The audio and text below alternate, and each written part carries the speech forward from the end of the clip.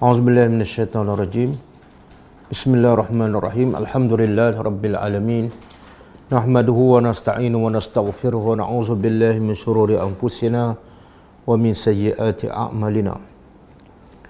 Man yahdihillahu fala mudilla lahu wa man yudlil fala hadiya lahu. Asyhadu an la ilaha illallah wahdahu la syarika lahu wa asyhadu anna Muhammadan abduhu wa rasuluh. Subhanaka la ilma lana illa ma 'allamtana innaka antal alimul hakim. Allahumma 'allimna ma yanfa'una wanfa'na bima 'allamtana wa zidna ilma. Allahumma ati anfusana taqwaha wa zakkiha anta khairu man zakkaha anta waliyuha wa maulaha. Rabbi yassir wa la tu'assir. Rabbi tammim bil khair. Amma ba'du. InsyaAllah hari ini kita sambung tadabbur surah Al-Fajr. Dan insyaAllah ini yang kelas yang terakhir untuk surah Al-Fajr. Rasanya ini kelas yang kelima. Jadi surah ni walaupun surah lazim, surah yang tidak panjang, dan ayatnya hanya 30, kemudian ayat-ayatnya pendek-pendek sahaja, tapi kita ambil masa sampai 5 kelas.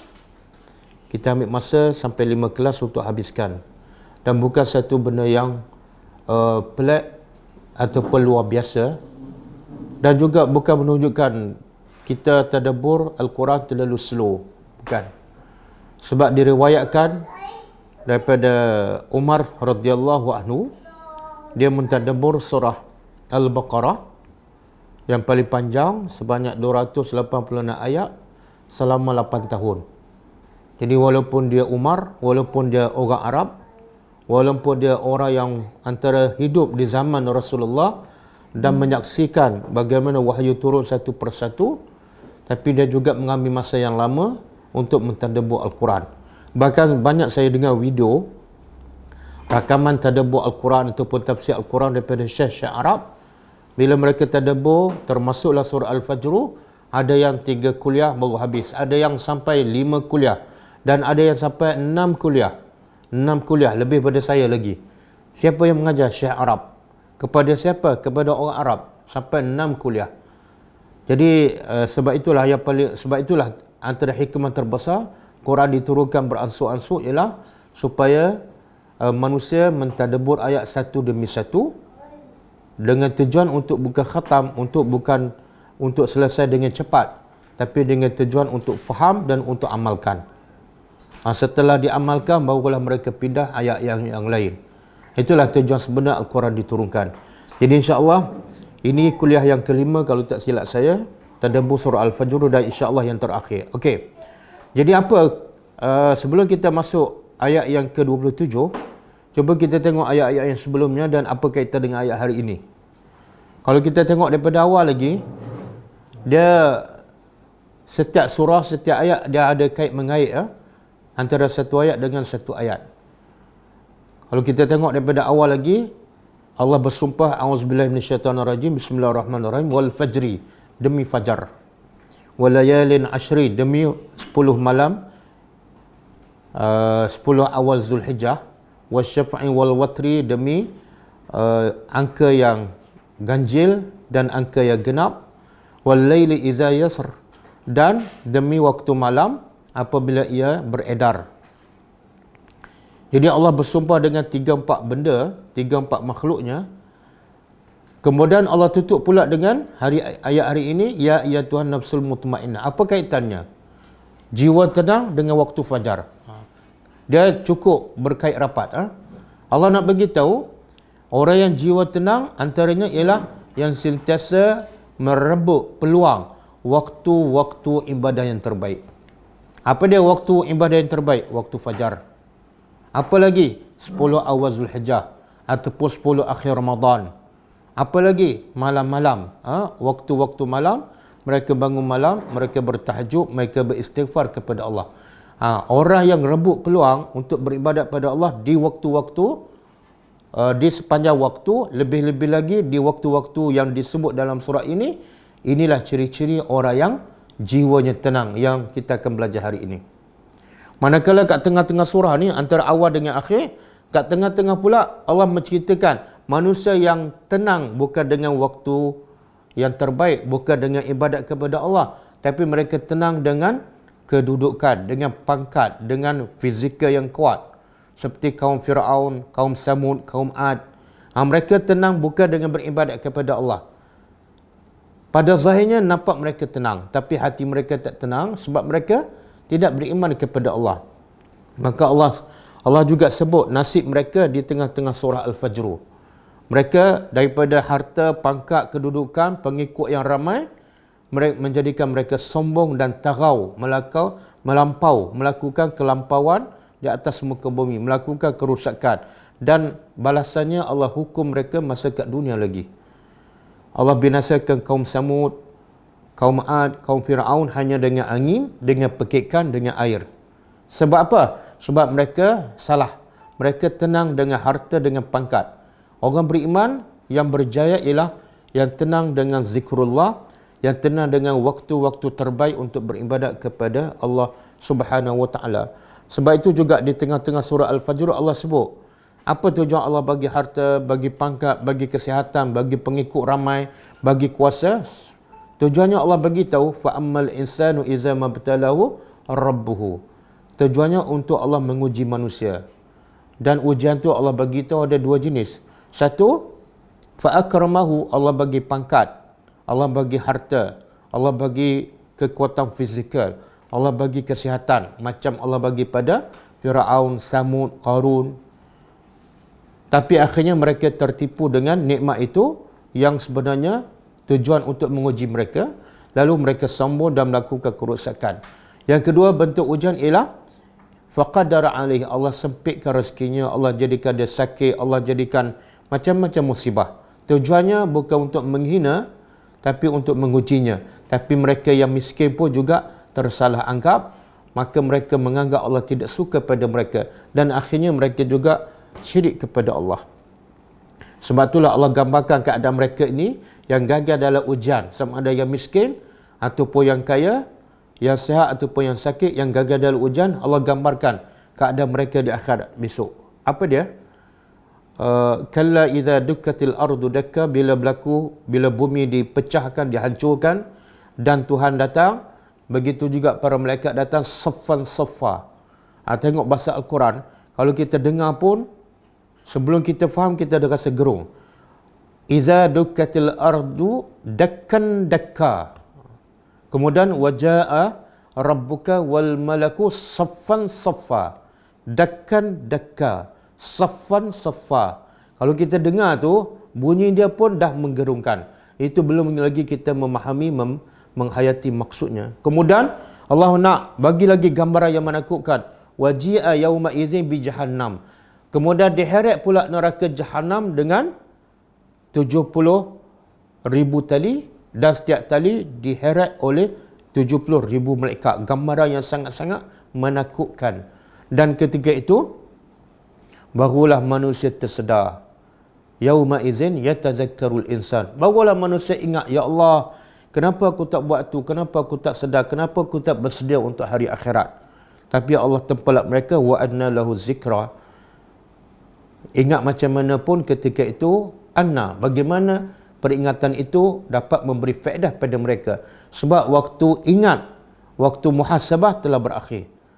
Bila masuk di alam akhirat, bukan lagi waktu untuk ingat, untuk menyesal, tapi waktu untuk menerima balasan. Sebab tu Allah sebut lagi penyesalan mereka-mereka yang tertipu dengan harta, pangkat, kuasa dan sebagainya. Penyesalannya ialah mereka berkata, yaqulu ya laitani qaddamtu li hayati. Alangkah baiknya kalau dulu kat dunia aku lakukan yang terbaik, amal-amal soleh untuk kehidupan aku yang sebenar. Rupa-rupanya aku tersilap.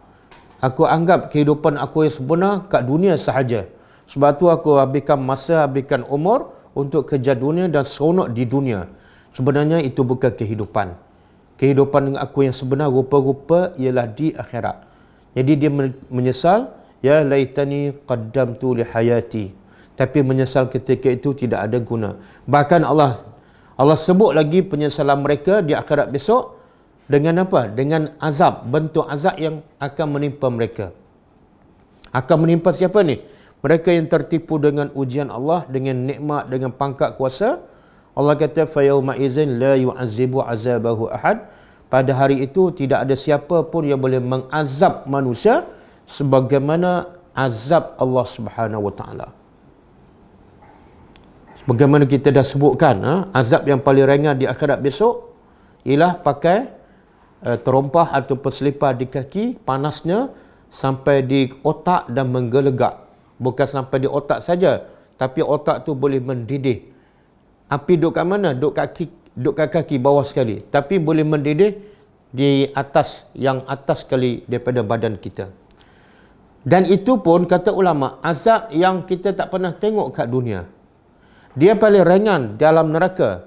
Azab paling ringan dalam neraka bukan yang paling berat, bukan yang sederhana. Yang paling ringan, pakai selipar di kaki, panasnya sampai otak ni menggelegak, mendidih. Itu pun walaupun azab paling ringan, tapi azab yang paling ringan tu pun tak ada kat dunia. Kita tak akan pernah lihat. Mana ada azab kat dunia bakar kat kaki, menggelegak di otak. Tak ada. Jadi yang paling ringan pun kita tak pernah lihat kat dunia. Cuba bayangkan azab yang paling berat di akhirat besok. Kemudian Allah nak gambarkan lagi betapa hinanya mereka-mereka yang berbangga dengan pangkat, dengan kedudukan, dengan kuasa, dengan pengikut yang ramai, sampai mereka melakukan kerusakan. Hinanya mereka, Allah sebut satu lagi. Azab tu sebenarnya dah hina. Allah sebut satu lagi supaya bertambah kehinaan pada mereka. Apa dia? Mereka dirantai. Dan rantai yang merantai mereka tidak ada kat dunia. Tidak ada satu pun manusia yang jahat macam mana sekalipun, yang kejam macam mana sekalipun, yang boleh merantai manusia sebagaimana Allah merantai manusia. Yang disebut dalam hadis, rantai itu panjang 70 hasta, kemudian dimasukkan ke dalam dubur, kemudian dijolok keluar ikut mulut, ataupun dimasuk ke dalam mulut, kemudian keluar ikut dubur. Jadi tak ada azab yang rantai yang ada kat dunia sama seperti di akhirat besok. Okey, itu cerita yang menakutkan. Macam biasa, dah saya ulang banyak kali dah. Quran adalah kitab yang untuk mendidik jiwa manusia. Bila Allah sebut yang menakutkan, Allah tak nak kita sentiasa berada dalam ketakutan sampai tahap kita putus asa dan kita kecewa. Maka Allah cerita pula benda yang menggembirakan, khususnya untuk orang yang beriman kepada Allah. Jangan putus asa walaupun kamu banyak dosa, walaupun kamu dah lama tak solat ke ataupun tak kembali kepada Allah, peluang masih ada. Yang Allah cerita yang menyesal di akhirat, kita belum sampai ke sana. Kita masih ada peluang. Kita masih hidup. Kita masih terbuka luas untuk melakukan amalan untuk kehidupan kita yang sebenar, iaitu di akhirat besok. Jadi jangan buang masa. Jangan buang masa walaupun 1 minit. Gunakan masa kita yang berbaki ini, walaupun 1 minit, lakukan untuk amalan kita di akhirat. Bukan untuk kat dunia. Dunia dah cukup makan. Dunia sebenarnya dah cukup makan, bahkan terlebih dah. Kalau kita nak makan yang kita simpan di rumah ke, di bank ke, sebenarnya dah terlebih dah. Tapi yang kita risau, sepatut kita risau ialah yang di akhirat besok. Terlalu sedikit, sedangkan perjalanan di akhirat tidak ada penghujungnya. Nabi kata dalam satu hadis, ittaqun nar walau bisyakki tamrah. Takutlah api neraka walaupun dengan sepotong kurma. Tengok, Nabi ni sayang pada umatnya, sehingga Nabi bagi formula kaedah supaya kita buat apa saja demi untuk selamatkan kita sendiri di akhirat besok. Jadi tak perlu, Nabi tak kata amalan-amalan yang besar dan berat. Walaupun dengan sepotong kurma, dia boleh menyelamatkan kamu. Berapa ramai, berapa banyak amalan-amalan yang kecil, tapi boleh selamatkan manusia daripada azab Allah yang besar. Seperti yang bagi minum pada anjing, seperti buang duri-duri di tengah jalan, amalan kecil je. Membantu orang angkat barang, menunjuk orang jalan, apa lagi, menyebut subhanallah wa bihamdihi, benda-benda simple je. Tapi sebab kita lalai dengan dunia, satu hari kita tak buat benda yang paling ringan, walaupun kesannya boleh selamatkan kita daripada api neraka. Jadi jangan sampai kita sebut di akhirat besok, yaqulu ya laitani qaddamtu li hayati. Okey, hari ini Allah sebut pula bahagian terakhir, iaitu siapa yang selamat. Siapa yang selamat daripada azab Allah? Siapa yang selamat daripada rantai-rantai Allah? Siapa yang selamat daripada penyesalan? Siapa ni? Ayat yang seterusnya. Okey, yang selamat ialah A'udzubillahi minasyaitonirrajim. Ya ayyatuha, wahai an-nafsu, jiwa. Ya ayyatuha, wahai jiwa. Kadang-kadang kita dengar ya ayyuha, ya ayyuhallazina amanu.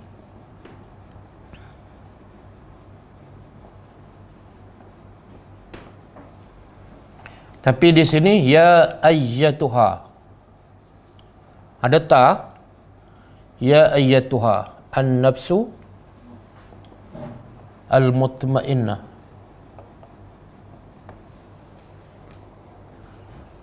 Jadi apa beza? Okey. Apa beza ayyuha dengan ayyatuha? Dari segi bahasa Arab, kalau selepas ayyuha ni Allah sebut ialah perkataan muzakkar, allazi ni muzakkar, maka sini ayyuha. Tapi kalau selepas dia ayyuha ni perkataan muannas. Ini an-nafsu muannas. Muannas makna perkataan perempuan. Yang ni allazi muzakkar. Mana kita tahu nafsu muannas? Tak ada tanda pun. Daripada sini. Bila keluar sifat dia mutmainnah ada ta. Bila ta ni tanda muannas, ta marbutah.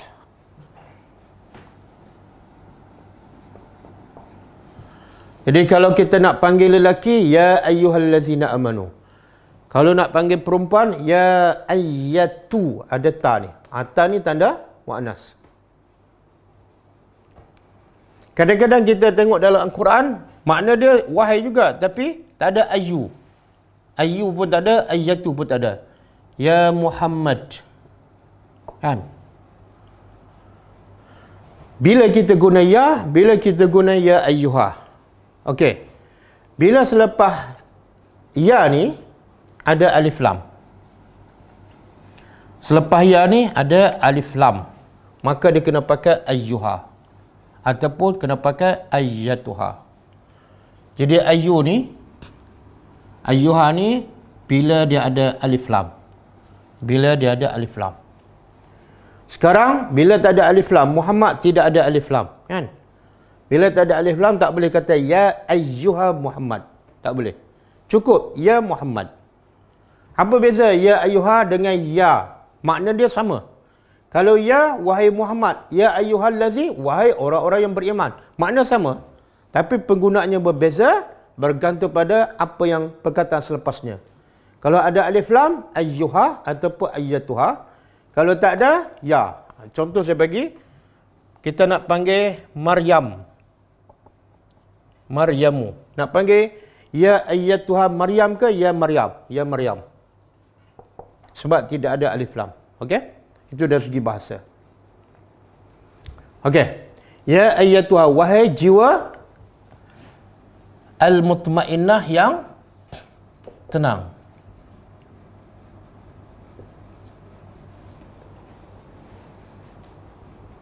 Okey, wahai jiwa yang tenang. Siapa ni jiwa yang tenang?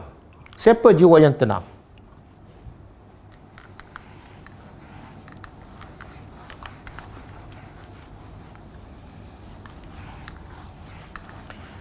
Jiwa yang tenang ialah sebelum jiwa yang tenang kita huraikan dulu makna mutmainnah. Mutmainnah ialah tenang, tidak risau, tidak sedih, tidak takut, tidak bimbang. Dia tenang dengan sesuatu.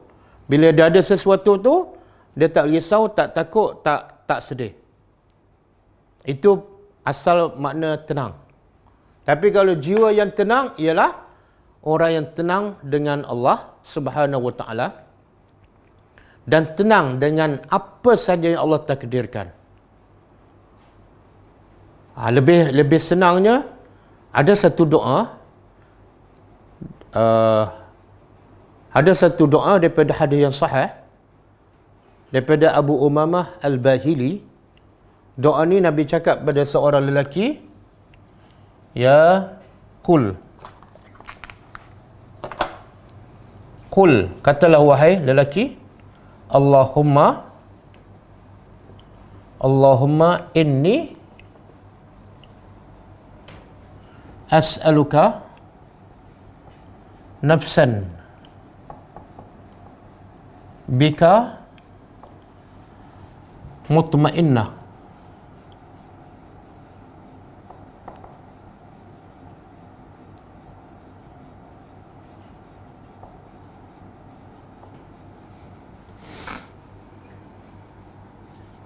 wa tu'minu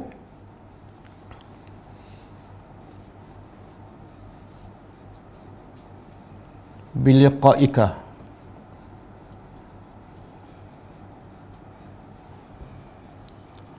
wa tarda biqada'ika.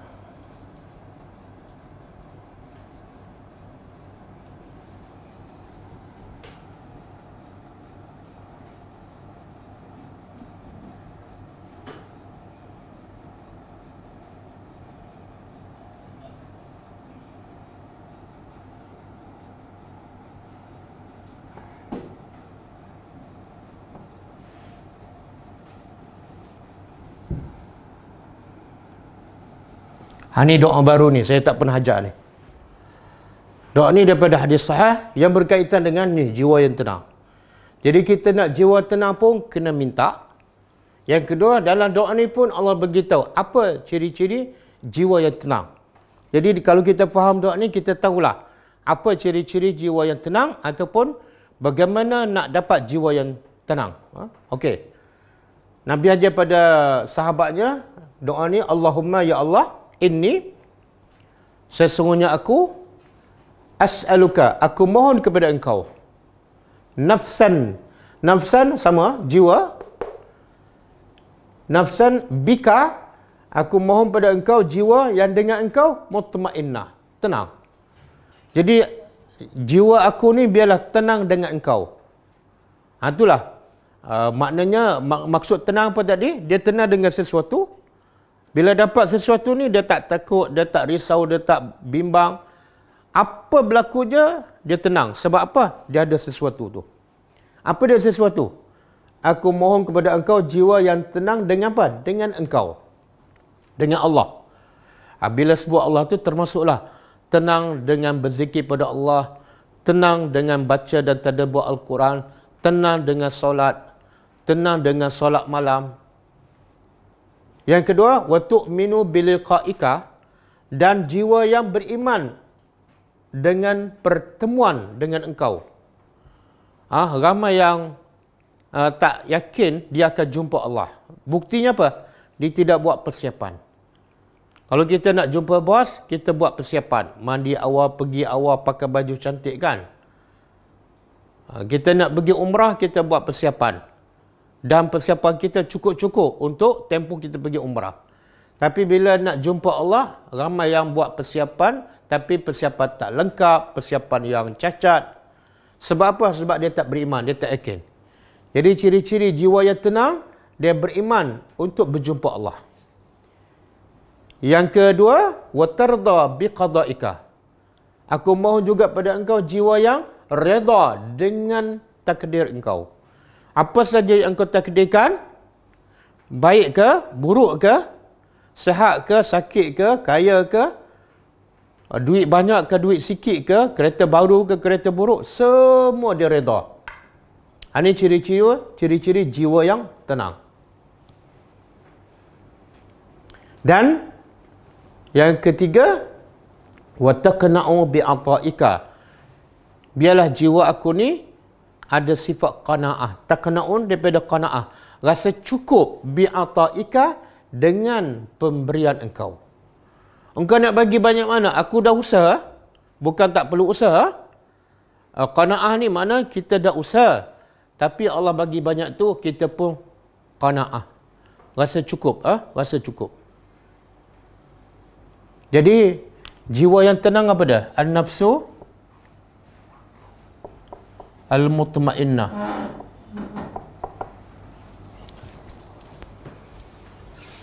Nafsu mutmainnah. Apa dia? Satu,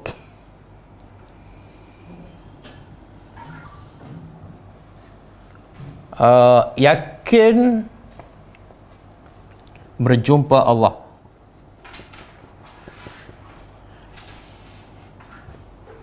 Kalau tak yakin, memang kita tak akan dapat jiwa yang tenang.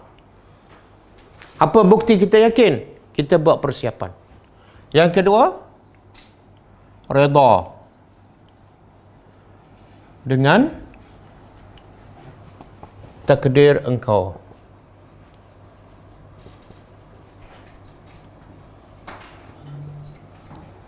Redha. Tengok redha dengan qada. Qada ni ada dua. Satu, khair. Yang kedua, syar. Jadi ciri-ciri jiwa yang tenang ialah dia redha dengan semua. Sebab ramai manusia, dia akan redha bila benda yang baik saja. Bila datang musibah, dia tak redha. Dia bukan jiwa yang tenang. Kalau makan sedap, dia redha. Makan tak sedap, dia tak redha. Cuaca tak panas, dia redha. Cuaca panas dia, mulut dia kecoh. Itu bukan jiwa yang tenang. Ini yang paling susah ni. Sebenarnya dia mengait ni, yakin jumpa Allah. Bila yakin jumpa Allah, dia akan jadi redha. Kalau tak yakin jumpa Allah, ada sangkut kat sini. Ada sangkut kat sini. Yang ketiga, qanaah. Qanaah dengan pemberian Allah.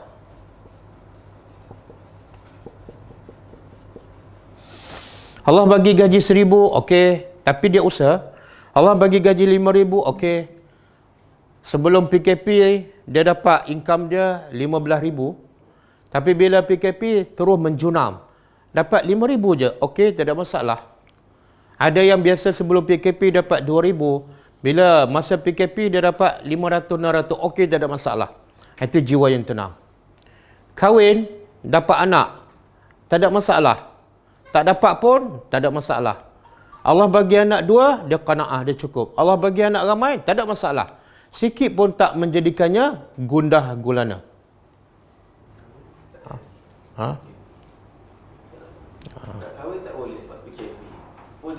Tak ada masalah. Tak ada masalah. Tengok, nampak simple aja. Nampak simple aja ni. Berapa ramai yang mengeluh bila PKP kan? Dia bukan nafsu mutmainnah. Bunyi je PKPB akan disambung. Oh, dah mengamuk dah. Dia bukan jiwa yang tenang. Sebab itulah Allah ajar kita kan. Allah ajar kita dalam surah. Saya nak bagi contoh lah. Contoh bagaimana jiwa yang tenang ni. Allah bagi contoh dalam surah Al-Kahfi kan. Bila Khidir bunuh budak tu kan. Pada zahirnya itu tak baik tu. Itu syar kan. Anak yang kecil tak berdosa dibunuh tanpa sebab. Tapi jiwa yang tenang akan terima benda tu baik. Macam mana tu? Seolah dia macam ni kalau bapak tu tahu anak dia dibunuh sebab bila besar dia akan syirik, dia akan menyesatkan mak bapak. Maka sebab itu diperintah oleh Allah supaya dibunuh, supaya anak tu selamat daripada neraka dan mak bapak pun selamat. Bila mak bapak tahu lebih awal, macam mana perasaan mak bapak tu? Macam mana perasaan mak bapak? Tak, dia tahu awal dah. Anak dia dibunuh sebab nak selamatkan anak dia. Itulah contoh redha. Jadi contohlah, Allah bagi kita sakit kan. Kita seolah boleh bayangkan, dengan sakit ni, aku akan lagi dekat pada Allah. Maka kita terima musibah tu dengan tenang je. Okey? Jadi doa ni hafal lah. Allah dah beritahu apa dia? Ud'uni astajib lakum. Doalah padaku. Kalau kamu nak jiwa tenang, doa. Kalau nak Allah bersihkan jiwa kamu, doa. Semua ada doa. Okey. Macam mana kita nak dapat jiwa yang tenang? Macam mana nak dapat jiwa yang tenang? Allah nak bagi tahu di sini jiwa yang tenang layak masuk syurga. Tapi persoalan bagaimana nak dapat jiwa yang tenang?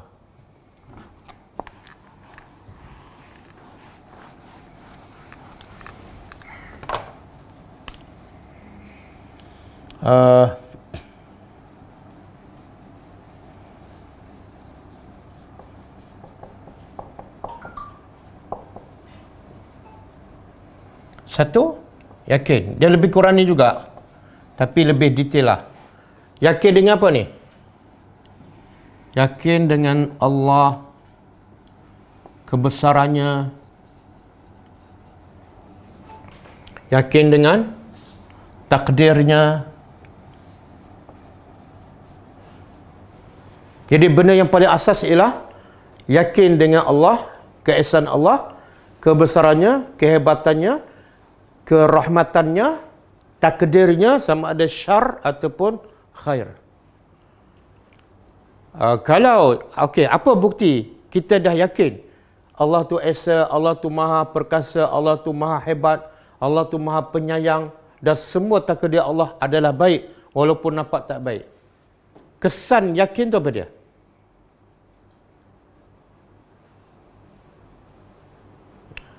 Kalau saya tanyalah, yakin tak Allah tu esa, Allah tu agung, Allah tu hebat, Allah tu penyayang, dan apa saja Allah takdir adalah baik untuk kita, yakin tak?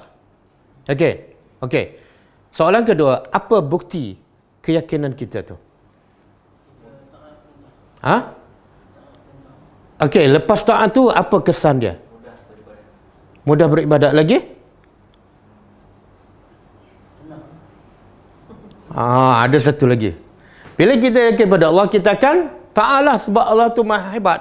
Dan bila Allah azab tu, azab yang tidak ada kat dunia kan. Maka kita pun akan taat. Bila kita akan taat, kita akan tinggalkan maksiat. Itu kesan yang paling nyata. Semakin kita yakin, semakin kurang maksiat. Sampai tahap apa ni? Okey, kenapa pula semakin kita yakin pada Allah, kita akan kurang maksiat ataupun tinggal maksiat? Kenapa? Sebab bila kita yakin pada Allah, kita akan sampai tahap ihsan. Apa makna ihsan? Kita merasai Allah benar kita atau Allah. Kita beribadah pada Allah dan kita rasa macam Allah, macam kita lihat Allah. Macam kita lihat Allah. Kalau tak boleh, kena yakin Allah. Okey. Bila kita rasa kita lihat Allah, kita akan buat maksiat tak? Itu. Bila kita yakin kebesaran Allah sampai tahap ihsan, kita malu nak buat maksiat. Kita duduk kat mana-mana tengok, ya Allah, Allah sedang lihat. Nak mengumpat tak jadi, nak buang masa tak jadi, nak bercakap bohong pun tak jadi. Ini asas pertama untuk mendapat jiwa yang tenang. Yang kedua, cinta Allah.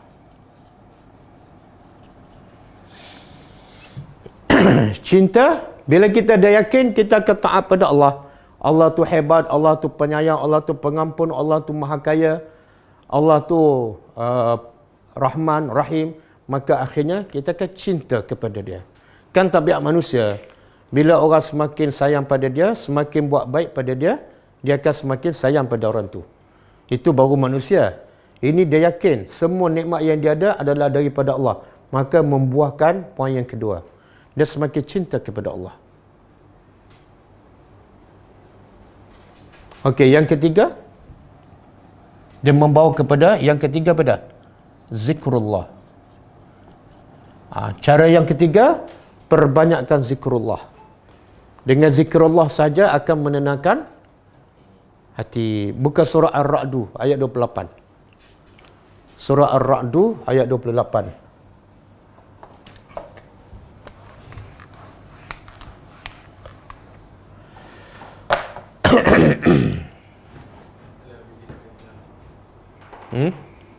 Ya ayyuhallazina amanu.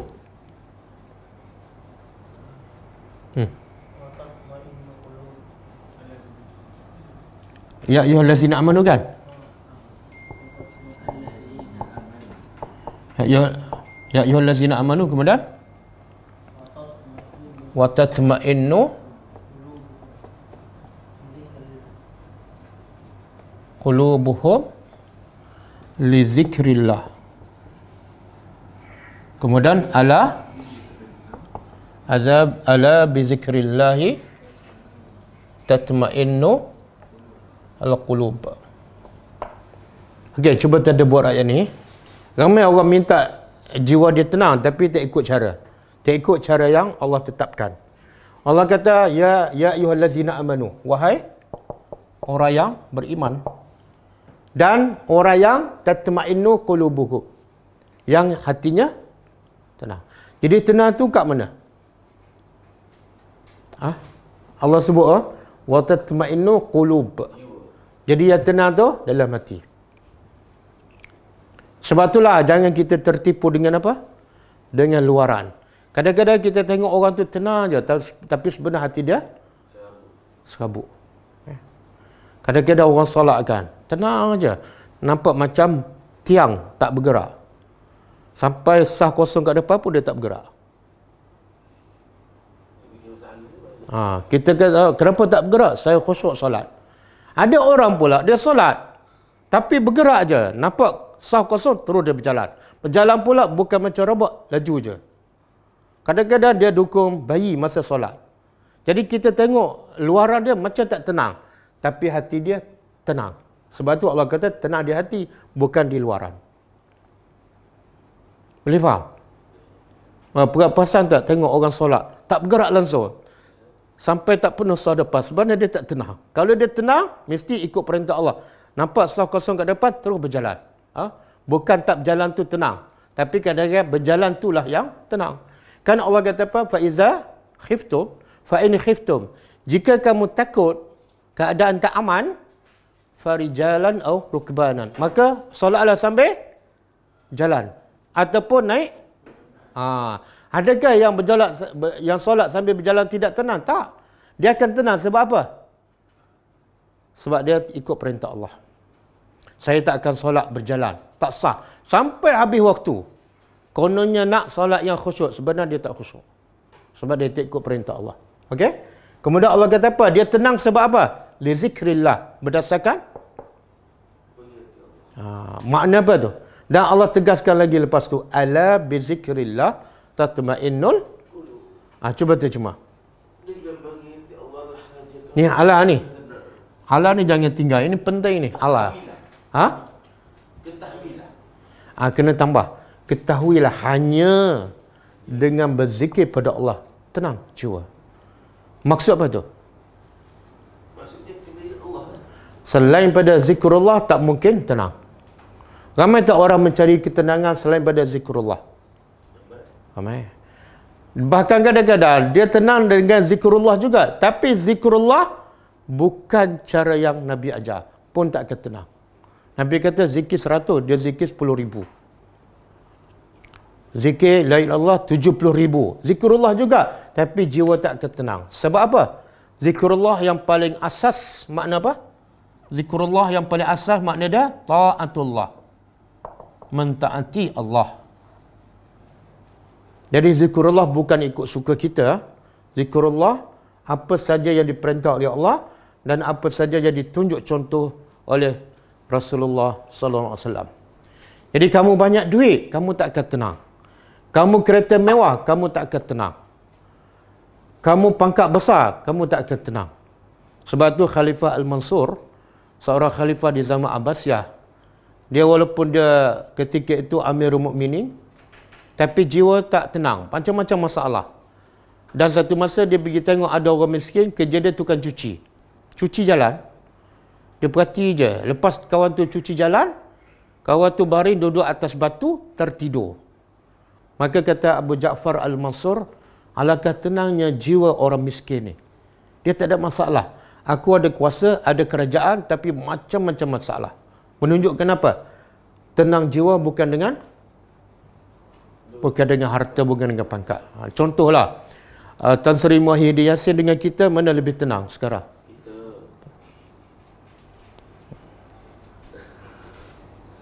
Okey. Kita dengan orang politik sekarang, mana lebih tenang? Jangan perasan. Perasan pun tak tenang juga. Okey. Saya nak uraikan zikrullah juga ialah Allah sebut. Salah satunya, ini umum.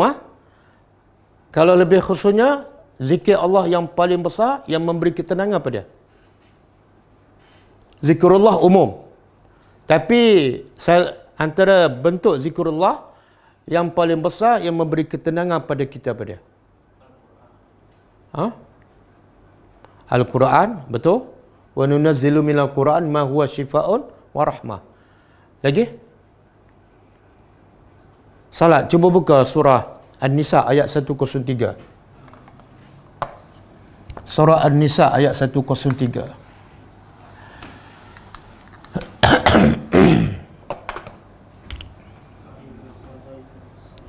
Faiza qadaytumus salata fazkurullaha qiyaman wa qu'udan wa ala junubikum. Kemudian wa idza tma'nantum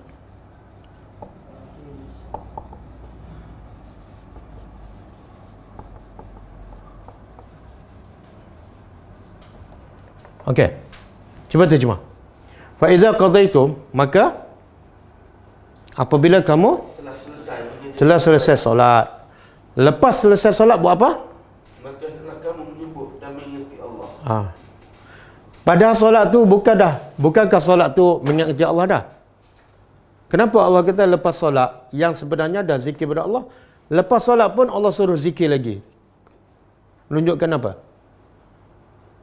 Ikatan solat itu dengan luar solat. Maksudnya zikir itu bukan hanya solat. Yang kedua, menunjukkan zikir itu kena sepanjang masa.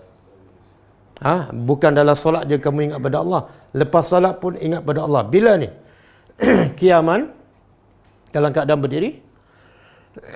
Wa qu'udan, duduk. Wa ala junubikum, ketika baring. Okey? Lepas tu Allah kata apa? Fa izat ma'nantum. Maka apabila kamu kamu rasa tenang. Dari mana ketenangan ni? Solat. Mengingati Allah. Daripada solat dan zikir lepas solat. Kan? Sama dengan ayat tadi, ala bizikrillah tatmainnul qulub. Di sini Allah spesifikkan antara bentuk zikrullah yang paling besar yang membawa ketenangan ialah solat. Jadi bila habis solat, zikir pada Allah dalam semua keadaan. Lepas tu barulah dapat jiwa yang tenang. Lepas tu buat apa? Dirikan solat lagi. Okey, satu lagi buka surah Al-Ma'arij ayat 19. Surah Al-Ma'arij ayat 19. Surah berapa? Tak ingat 50 lebih, 60 lebih. Innal insana khuliqa halu'a. 19, 20. 19, 20, 21. Iza massahu syarr jazu'a. Wa iza massahul khair manu'a. Illal musallin, kan? Ayat ni pun menjelaskan lagi bahawa dengan solat saja jiwa akan tenang. Innal insana, cuba terjemah. Innal insan Sesungguhnya manusia itu khuliqa dijadikan halu'a. bertabiat resah gelisah. Ini asal manusia memang resah gelisah. Mana lawan mutmainnah. Kemudian Allah huraikan apa maksud resah gelisah tu, apa maksud dia? Iaitu iza masau syar, apabila dia ditimpa kesusahan, jazua, gelisah. Ya, betul kan? Bila sakit gelisah, bila panas gelisah, bila miskin gelisah, bila tak cukup duit gelisah. Kemudian wa iza masaul khair, apabila dia dapat pula kesenangan, sikap dia apa pula? Kedekut. Jadi bila dapat duit, rasa susah je nak keluar dan rasa nak simpan je. Sebab apa? Takut tak cukup, dan juga sebab tamak. Dua-dua ni jazua dengan manu'a, huraian kepada halu'a. Dan semua ni lawan kepada habis. Siapa yang tenang ni? Bila dapat syar, dia reda. Bila dapat kebaikan, dia pemurah. Siapa? Illal musalli. Orang yang betul-betul solat. Ustaz, ramai yang solat kat masjid saya kedekut. Mana solat dia tak betul? Kalau solat betul, dia akan dapat jiwa mutmainnah. Okey? Dan sebab itulah zikrullah tadi, kalau ikut ayat tadi, umum kan? Bukan solat je. Zikir sepanjang masa, duduk, berdiri dan baring. Banyak tak kita jumpa ayat yang Allah suruh kita berzikir banyak. Antaranya surah Al-Ahzab kan? Ya ayyuhallazina amanu Ya ayyuhallazina amanu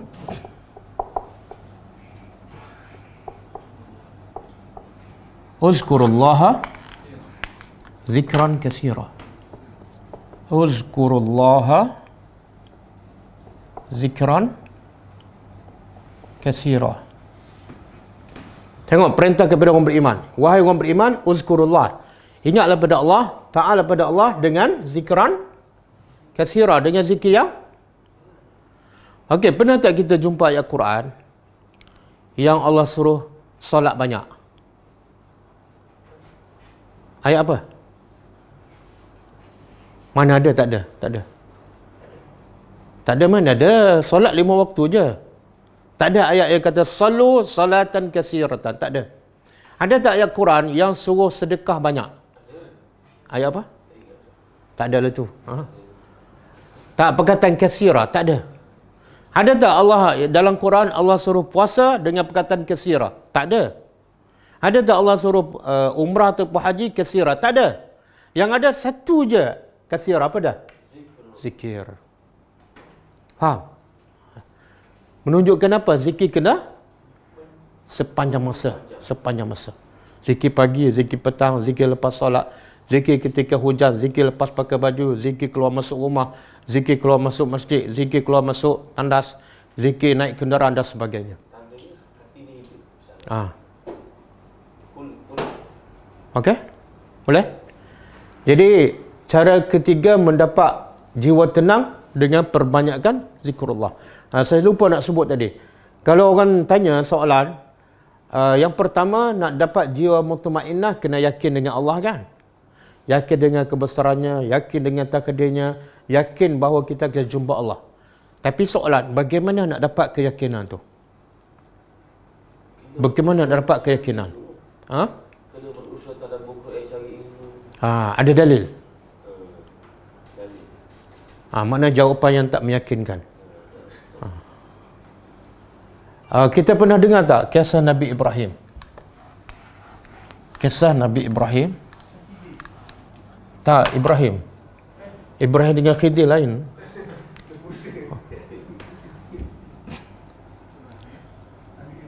Wa iz qala Ibrahim. Surah Al-Baqarah ayat 260. Wa iz qala Ibrahim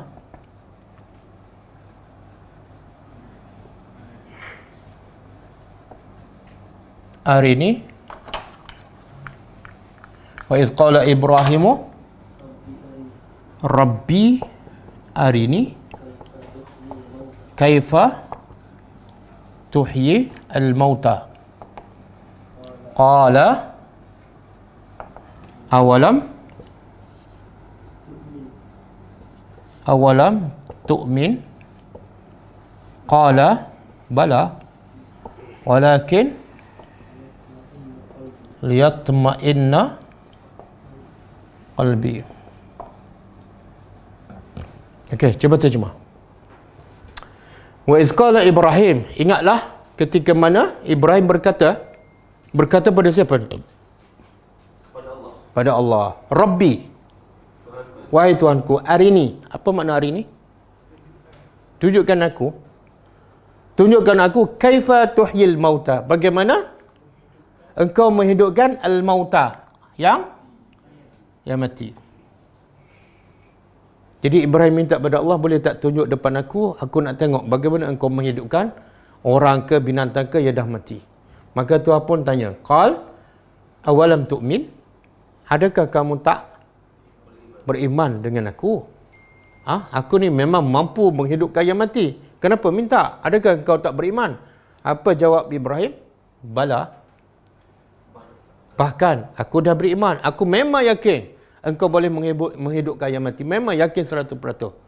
Habis aku minta untuk apa? Liyatma'inna Untuk apa? Untuk menenangkan hati. Ni nombor 1 ni. Untuk menambahkan keyakinan. Jadi soalan tadi, macam mana kita nak yakin ataupun nak tambah keyakinan kita kepada kebesaran Allah, macam mana cara? Kena melihat kebesaran Allah. Melihat kebesaran Allah. Jadi Ibrahim dah Nabi, dah yakin, tapi masih lagi usaha nak tingkatkan keyakinan. Caranya, dia minta Allah tunjuk bagaimana Allah hidupkan yang dah mati. Kita jangan minta, wahai Tuhan, tunjuklah engkau bagaimana engkau hidupkan orang. Jangan. Itu untuk Ibrahim. Tapi kita boleh nambahkan keyakinan dengan apa? Selalu memikirkan kebesaran Allah dan selalu juga tadabbur ayat-ayat Al-Quran. Okey? Boleh? Yang keempat. Cara yang keempat ialah memohon isti'anah ataupun pertolongan Allah.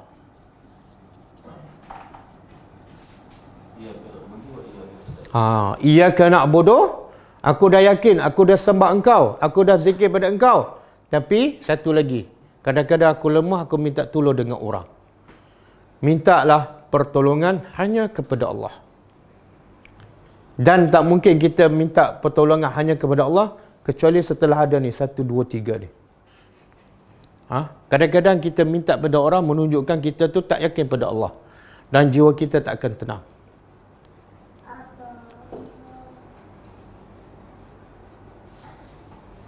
Okey, yang kelima, yang terakhir. Cara terakhir untuk dapat jiwa yang tenang, mengetahui nilai dunia. Kena tahu, kena yakin nilai dunia ni sebenar. Apa dia? Nilai dunia tak ada nilai. Bahkan Nabi kata apa? Macam sama nilai dengan apa? Bukan sayap lalah. Satu Nabi tak bangkai kambing kan? Tapi bukan sama dengan bangkai kambing. Nabi kata dunia yang kamu kejar lebih hina daripada mana? Lebih hina daripada bangkai kambing. Satu lagi, lebih murah daripada sayap nyamuk. Bukan sama. Lepas tu Nabi kata kalau dunia ni sama nilai dengan satu sayap nyamuk, Allah tak akan bagi minum pada orang kalau sama. Tapi sekarang dunia lebih murah daripada satu sayap nyamuk. Sebab tu Allah bagi macam-macam pada orang kafir. Jadi bila kita tahu nilai dunia tak ada apa, menambahkan lagi keyakinan kita kepada Allah, cinta kita kepada Allah dan ketaatan kita kepada Allah. InsyaAllah kalau kita buat 4-5 ni, kita akan dapat nafsu mutmainnah. Okey? Kadang-kadang benda yang paling susah untuk kita dapat nafsu mutmainnah apa dah? Iaitu bila kita tengah marah ataupun orang buat salah pada kita kan. Kadang-kadang anak kita dah tak sabar dah. Jiwa kita tak tenang. Nak marah aja kan, angkat suara aja. Kadang-kadang bahasa kita kesat. Sebenarnya itulah gambaran jiwa kita tak tenang. Saya bagi contoh jiwa yang tenang iaitu Nabi kita sallallahu alaihi wasallam. Ada seorang lelaki jumpa Nabi, minta apa? Ya Rasulullah, izinkan aku untuk berzina. Sahabat-sahabat, jiwa mereka tak berapa tenang. Sebab tu, dia nak pukul lelaki ni yang bagi mereka tak beradab dengan Nabi. Contohlah pelajar-pelajar saya kan. Tiba-tiba jumpa saya, Ustaz, boleh tak saya nak berzina malam ni? Saya agak-agak saya cakap apa? Jiwa tak tenang. Jiwa tak tenang. Nanti dulu. Kita dulu bincang. Komisen tu mana? Kadang-kadang kita menghadapi situasi yang kita tak suka tu, menggambarkan jiwa kita tak tenang. Tapi tengok Nabi tenang aja. Nabi kata, jangan pukul dia, jangan marah. Panggil dia dekat. Jiwa tenang. Lepas tu Nabi tak baca Quran. Nabi tak baca ayat Quran. Nabi tak kata, wala taqrabuz zina, tak. Dan Nabi tak kata kepada para sahabat, tahan lelaki ni. Sebab sangat-sangat kurang ajar. Tak. Nabi dengan tenang, jiwa yang tenang saja boleh bercakap dengan tenang. Nabi kata, kalau orang berzina dengan isteri kamu setuju tak? Tak, aku takkan setuju. Maka begitu juga orang tak suka kalau kamu berzina dengan isteri dia. Kemudian Nabi bagi contoh. Kamu setuju tak orang berzina dengan mak kamu? Tak. Maka begitu juga orang tak setuju kalau kamu berzina dengan mak dia. Kamu setuju tak kalau orang berzina dengan adik-beradik perempuan kamu? Tak. Begitu juga orang tak setuju, tak reda kalau kamu berzina dengan tenang aja. Lepas tu dia kata, okey ya Rasulullah. Lepas tu Nabi doa Nabi apa dah? Allah maghfir zambahu. Ya Allah, ampunlah dosa dia. Satu. Yang kedua, wa tahhir qalbahu. Sucikan hati dia. Tengok. Kalau gambaran kasar tak beradab kan? Tapi Nabi dengan tenang nasihat dan siap berdoa lagi pada lelaki itu. Kita kalau orang tak beradab dengan kita, satu, kita tak boleh tenang. Yang kedua, kita akan marah. Yang ketiga, tak mungkin kita berdoa kan? Sebab nak berdoa mesti daripada jiwa yang tenang. Berapa ramai yang tak tahan sabar dengan anak-anak kan? Satu doa pun tak masa dia marah tu. Satu doa pun tak keluar. Yang marah ialah, yang keluar apa dia? Kamu dengan bapa kamu sama aja. 2 kali 5. Doa yang baik tak ada. Sebenarnya itulah gambaran jiwa tak tenang. Okey, irji'i. Kembalilah. Siapa yang perintah ni? Allah. Siapa yang perintah? Ada pendapat mengatakan Allah yang berkata, ada pendapat mengatakan Jibril. Kalau Jibril pun berdasarkan perintah Allah. Kembalilah kepada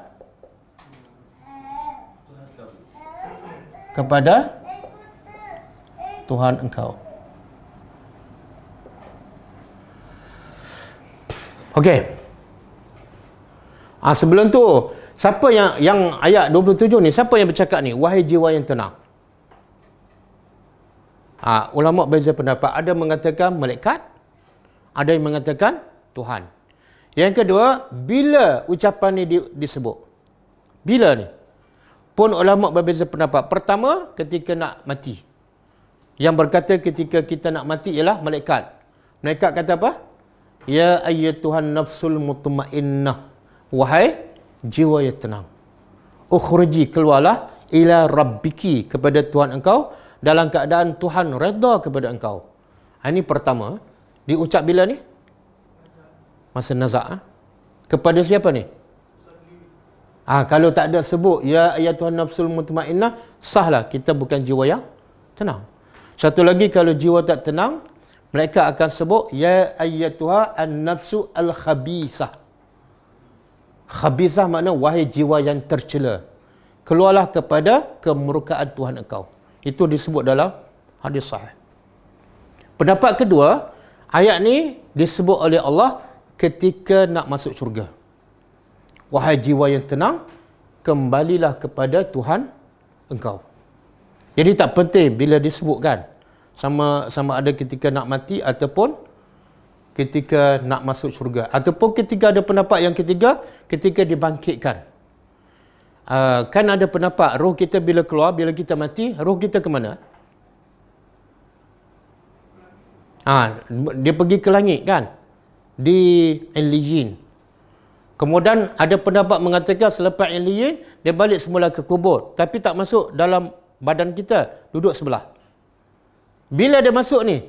Bila dibangkitkan, ditiup sangkakala yang kedua, dah dibangkitkan, jasad kita masa tu dah hancurkan. Bila dibangkitkan, Allah bangkit kita dalam bentuk yang sempurna, seperti kita mati. Dan ketika itulah, Allah kata, irji'i ila rabbiki. Wahai roh, kembali pada jasad kamu. Rabbiki ni, jasad kamu. Bila ni? Bila kita dibangkitkan semula. Okey, kenapa Allah guna perkataan irji'i? Pulang.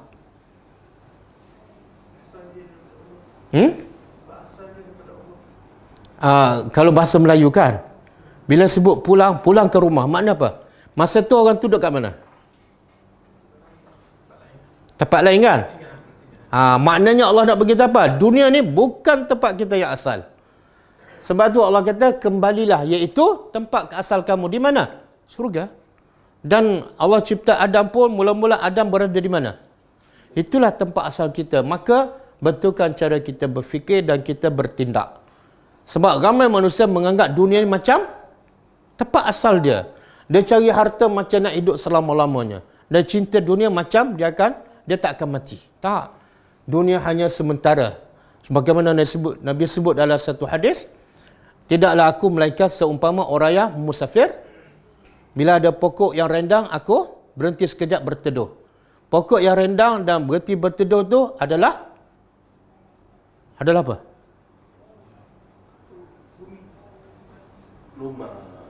Tak, Nabi buat contoh. Aku ibarat di dunia ni seumpama seorang yang musafir. Kemudian dalam perjalanan itu jumpa satu pokok yang rendang. Aku pun berhenti rehat sekejap. Sementara nak teruskan perjalanan ke destinasi yang sebenar. Jadi pokok yang rendang tempat Nabi berehat tu apa dia?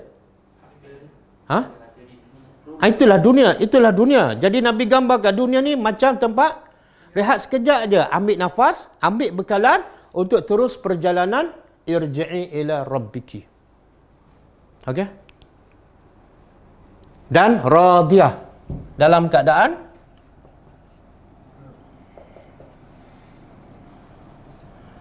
engkau redha.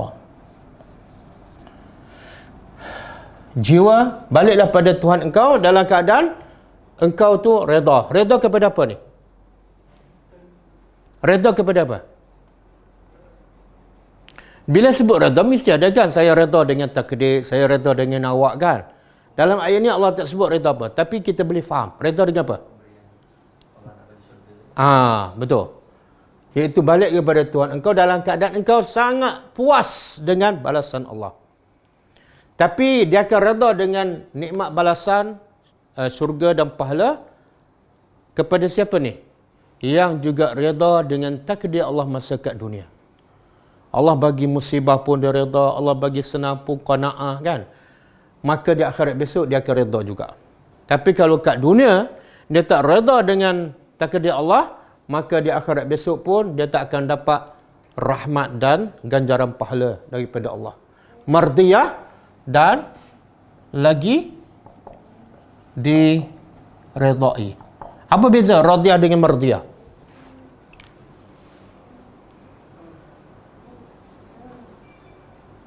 Entah sekolah Harap Pancu dulu kan. Nama sekolah tu ialah Tarbiyah Mardiyah. Apa jadi bermakna mardiyah? Apa beza radiyah dengan mardiyah?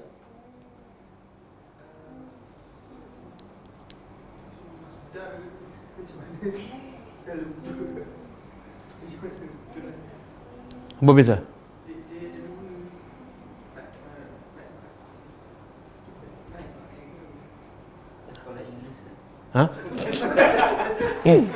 Soalan tu tak lepas dalam kubur tu. Senang je. Kenapa tak nampak? Dalam keadaan jiwa yang tenang tu redha dengan apa yang Allah bagi, dan dia juga diredai oleh Allah. Redha kena dua pihak. Kadang-kadang orang perasan kan, dia redha pada Allah, tapi Allah tak redha pun pada dia. Macam yang buat benda bid'ah kan. Dia ingat dia redha pada Allah dan Allah redha pada dia. Tak, Allah tak redha. Jadi, kamu redha dengan anugerah Allah dan Allah juga redha dengan kamu. Kemudian, fadkhuli. Maka, masuklah. Masuklah, silakan. Masuklah fi ibadi. Dalam apa? Ibadi. Dalam golongan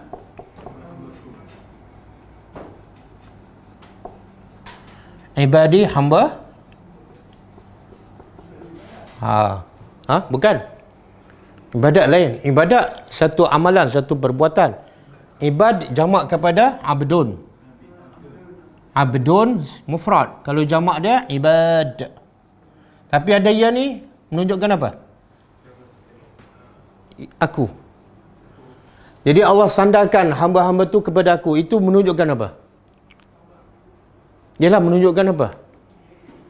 Bila orang tok guru besar sebut, ini pelajar saya ni, mana kita rasa apa? Bangga tak? Banggalah. Sebab tok guru tu hebat, tok guru tu dihormati, kita pula diakui sebagai pelajarnya. Maka di sini kita akan rasa bangga bila Allah kata ini hamba-hambaku. Satu.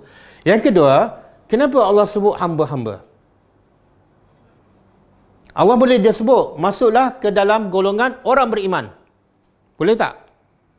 Kenapa sebut hamba?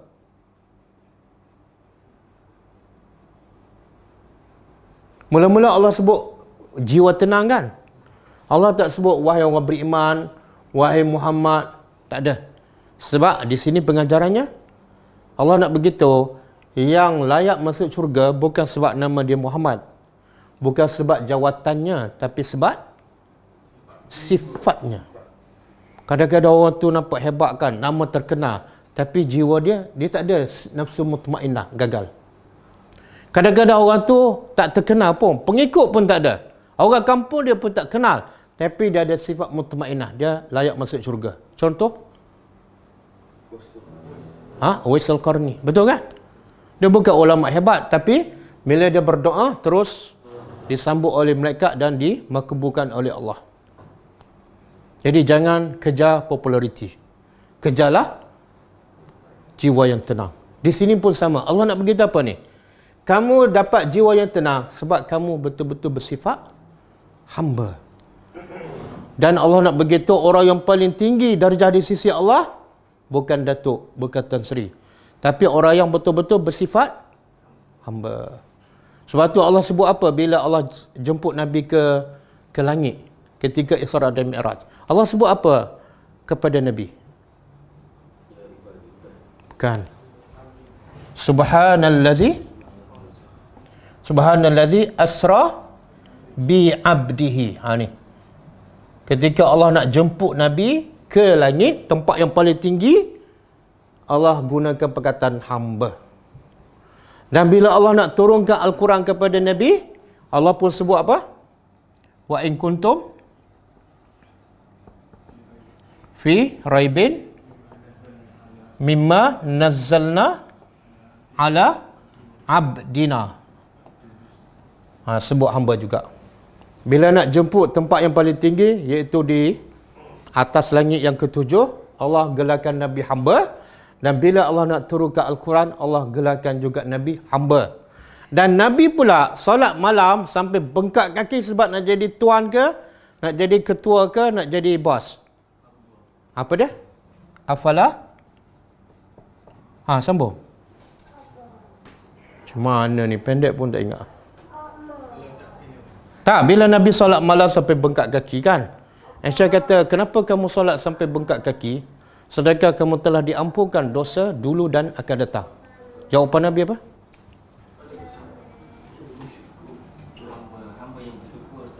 Mana Nabi cakap bahasa Melayu? Afala akunu abdan syakura. Ni, abdan. Jadi nak jadi orang hebat, jiwa tenang di sisi Allah, jadilah betul-betul hamba Allah. Jangan hamba nafsu. Kemudian kalau nak tahu pula apa sifat-sifat hamba Allah, boleh buka surah apa? Surah Al-Furqan kan? Ya Allah sebut ibadur rahman. Wa ibadur rahman allazina yamshuna 'alal ardi haunan. Sifat Allah yang paling tinggi apa dah? Sifat hamba Allah. Bila berjalan di atas muka bumi, dia sentiasa merendah diri, tidak sombong. Wa iza khatabahumul jahiluna qalu salama. Buka akhir surah Al-Furqan. Kalau nak jadi hamba-hamba Allah yang memiliki jiwa yang tenang, boleh rujuk akhir surah Al-Furqan. Kemudian wadakhuli, dan masuklah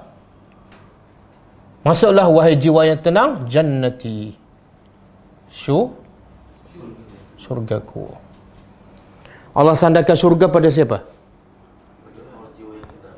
Tak ni. Wadkhuli jannati. Sandar kepada siapa? Pengajarannya apa? Kita kalau orang sebutlah, okey, masuklah kebunku, masuklah ke istanaku.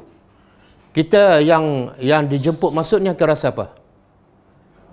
Rasa kita dihormati sebab dia tu hebat, kebun dia besar, tapi kita dijemput masuk. Jadi seolah kita adalah orang yang special, terpilih. Masuklah kamu, walaupun kamu hamba, tapi kamu layak masuk syurgaku. Dan syurga ni kita dah tahu kan, yang tak pernah dilihat oleh mata, tak pernah didengar oleh telinga, dan tak pernah terfikir di kepala. Jadi jadilah matlamat kita yang paling besar dalam hidup apa dia? Jadi abdan syakura. Bila abdan syakura, dapatlah nafsu mutmainnah. Dan nafsu ni 3 kan? Nafsu ni 3. Kita ni nafsu apa? Nafsu ada 3.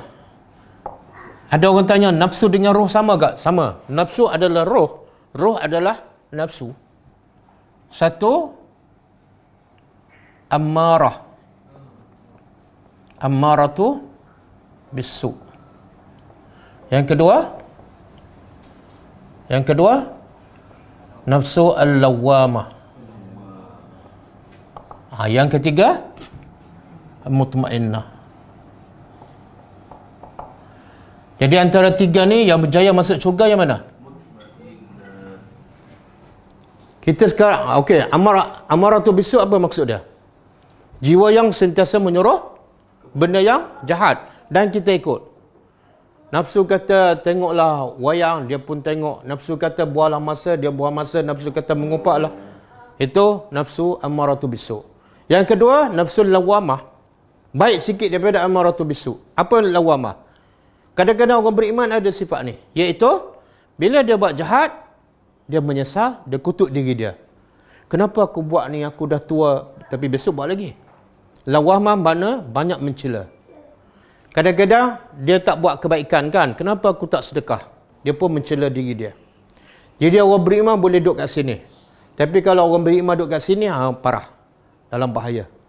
Kalau duduk kat sini, lagi mudah untuk pergi ke mutmainnah. Jadi semoga Allah tingkatkan darjah kita daripada nafsul lawamah sampai ke nafsu mutmainnah. Salah satu caranya apa dah tadi?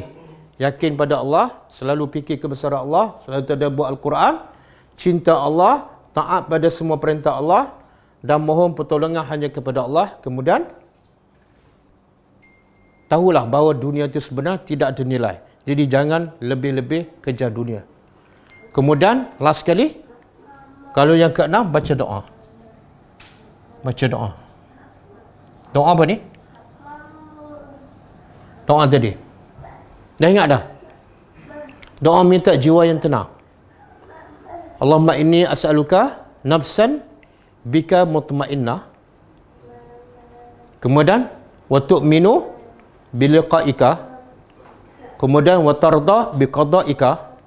Kemudian wa taqna'u bi'ata'ika. Hadis sahih. Jadi hafal doa tu minta insya-Allah. Jadi dengan ini habislah tadabbur surah Al-Fajr. Kesimpulan, apa yang Allah nak sampaikan ataupun apa intipati daripada surah Al-Fajr? Allah nak beritahu dunia hanya sebagai tempat ujian. Maka jangan tenang dengan dunia. Jangan tenang dengan pangkat. Jangan berbangga dengan kedudukan ataupun kuasa. Sebab itu hanyalah sebagai ujian. Sebaliknya, tenanglah dengan Allah Subhanahu Wa Taala. Tenanglah dengan beribadat kepada Allah. Tenanglah dengan beribadat di waktu-waktu yang utama. Seperti salat fajar, seperti waktu malam, seperti 10 awal Zulhijjah. Semua ibadat-ibadat itu akan melahirkan jiwa yang tenang. Jadi jadilah matlamat kita bukan nak kejar dunia. Dunia hanya sebagai alat untuk kita mendapat yang lebih mahal daripada dunia, iaitu syurga. Maka usahalah untuk mendapat jiwa yang tenang. Semoga Allah izinkan kita memasuki surganya bersama hamba-hambanya. Okey, ada soalan? Sumbangan untuk bantuan musim sejuk. Itu pun antara cara untuk kita tingkatkan jiwa kita, bersihkan jiwa kita supaya kita tidak kedekut. Maka berilah sumbangan kepada syarikat, khususnya untuk musim sejuk.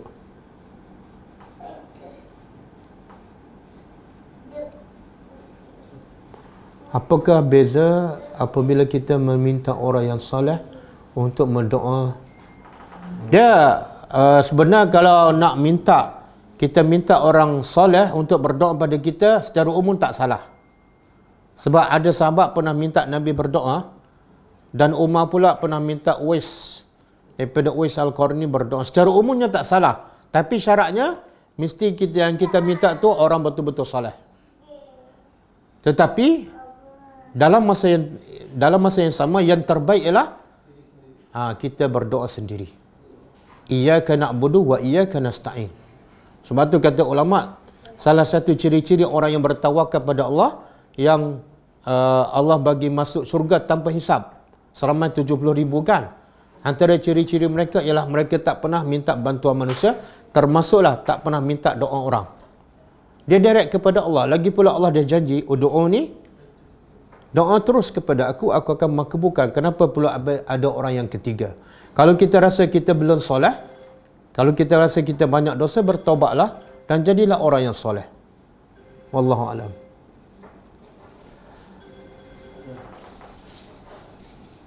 Dah? Tak ada? Okey, kalau tak ada, kelas kita akan datang ialah besok pukul 10.30, sambungan tadabbur surah Ar-Ra'd, insya-Allah.